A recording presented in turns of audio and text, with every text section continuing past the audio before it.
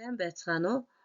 Орос ардын улаан малгай дүлгэрийг бэлтгэл бүлэг дээр зохиолд суурилсан арга зүйгээр сургалт үйл ажиллагааг Баянаа багш нь хүргэхэд бэлэн боллоо. Сургалт үйл ажиллагаа 2.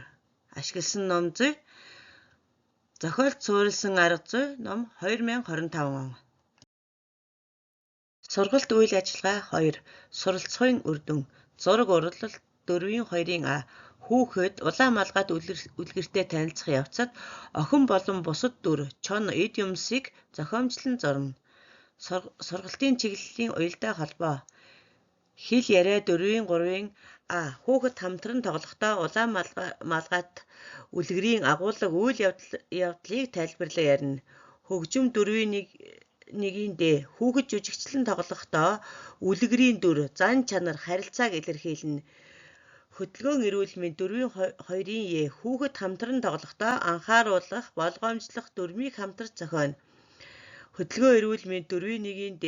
Хүүхдүүд үлгэрийн баатруудын дүр бүтээхдээ алхаж гүйж тоглоно. Хэрэглэгдэхүүн зургийн дэвтэр, өнгийн болон тосон харандаа эсгий бол хөгжим зурагт карт. Үйл ажиллагаа 1.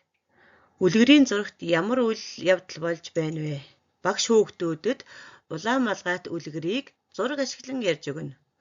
Багш хүүхдүүдээс чиглүүлэх асуулт асууна. Хүүхдүүд дүрийг нэрлэнэ. Хүүхдүүд асуултанд бүтэн өгүүлбэрээр хариулна. Үйл ажиллагаа 2. Миний төсөөллийн ойн аялал. Хэрвээ чи ой руу явсан бол эмээгийн гэрийг чононд зааж өгөх байсан уу? Асуултанд хүүхдүүд эргэцүүлэн бодоод хариулна. Хүүхдүүд өөрийн төсөөлснөө зургаар илэрхийлэн зурна. Зургийг өөрийнхөөрөө чимэглэн утга санааг баяжуулна. Зурсан зургаа найздаа тайлбарлан ярина.